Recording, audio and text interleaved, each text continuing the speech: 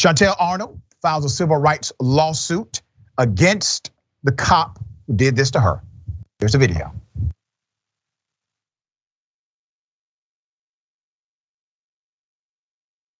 H.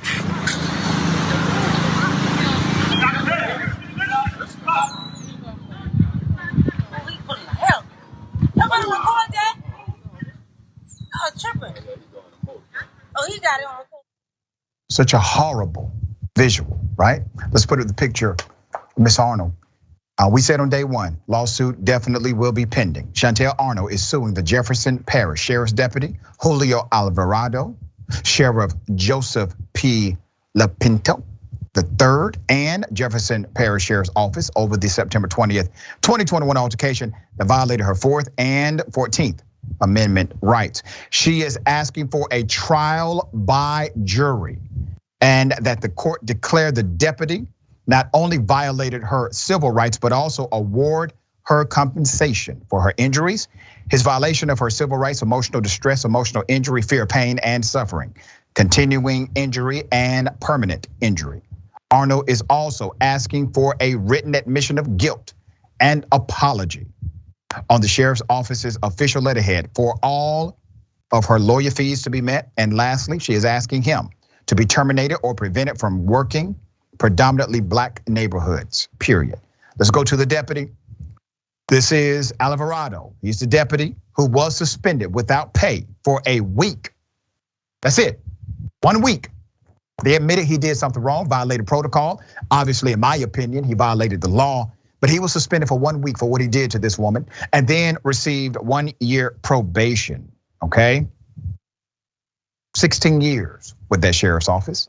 He was reprimanded not because of the assault of the woman, but because he did not write the report of the incident. If it were not for the videos taken by witnesses, there would have been no proof anything ever happened to Miss Arnold. The complaint also revealed there have been numerous federal complaints filed against the now 17-year law enforcement professional by African Americans and other minorities. Long track record of terrorizing people of color. Let's go to the sheriff. Buck stops with him. Remember, the sheriff is the one who remained protective of this particular deputy who has been noted for terrorizing communities. An internal affairs report found Alvarado violated written policies and procedures for his failure to properly document the incident. Now, why did he not document the incident? Because he would have lied on the incident, and that would be another charge. He did not document the incident. Arnold and her legal team believe it goes further, alleging the deputy and the sheriff's office conspired to cover up his excessive force against her. And I agree with them. Here's a recap of what led to this encounter. The complaint states the incident in question was a direct result of Arnold, who is a small woman of 4'8" and weighing less than 100 pounds. Getting jumped by a group of children. Now, remember when I first reported on this, I said she was victimized twice. She was already victimized by a group of individuals who jumped on her, physically assaulted her. She was now traumatized, trying to get away. This cop sees her crying and she says, "I'm okay, just leave me alone, I'm trying to get home." Instead of handling the situation with the sensitivity required, he decides to get out of his car and physically assault her a second time within minutes of her being harassed the first. While near her family's home, she was jumped by 3 individuals. The attack lasted several minutes, according to the cell phone footage of the beating. The boys threw Arnold to the ground and assaulted her as a crowd gathered, laughing as they watched. At one point, she tried to defend herself with a stick, but to no avail. They continued to beat her, only stopping when Lionel Gray, a 71-year-old stepfather, chased them away.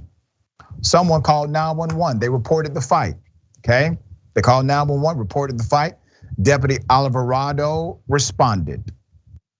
That is when he saw this tattered Arnold walking from the incident. She committed no crime. She's a victim of a crime. Despite being the victim, Deputy Alvarado zeroed in on Miss Arnold, and demanded that she speak to him. She was traumatized. When she responded that she just wanted to leave the scene of the fight, he then assaulted her, victimizing her a second time within minutes of her being victimized the first. That's what the lawsuit says. That's exactly what this cop did, Alvarado did. Arnold's lawyer stated, in addition to being her small size, Arnold also only has one eye after losing her left eye in a car accident prior to the assault. Less than 100 pounds, has vision in only one eye. She posed no threat to the cop, obviously. That's clear here. No threat whatsoever. The lawsuit states after brutally beating the woman, Alvarado also failed to render aid to her upon recognizing her injuries. What did he do? He handcuffed her. Now, why is Alvarado still a cop? Why is he still employed? Why has he not been taken to jail without the possibility of a bond? These are questions that must be answered. I agree with the defense here. I agree that there was an actual cover-up that included the sheriff. That is why you do not have an official record of the incident.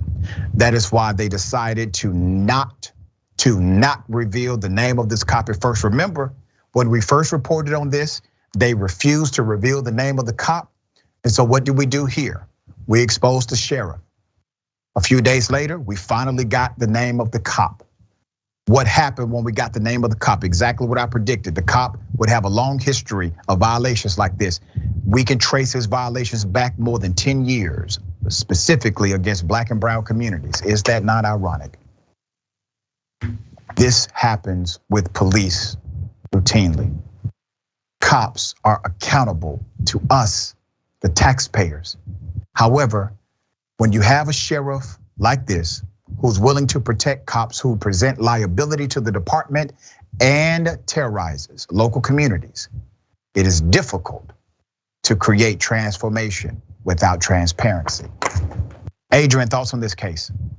You know, this is really, it's a hallmarker of injustice, of someone in a position of power looking to abuse their power to victimize someone who is already very limited in their capacity, having limited sight and vision, also having been assaulted, to further marginalize and denigrate her. And it's incredibly disgusting. And also for this department to continue to keep this person on the payroll, it really does say what their priorities really are.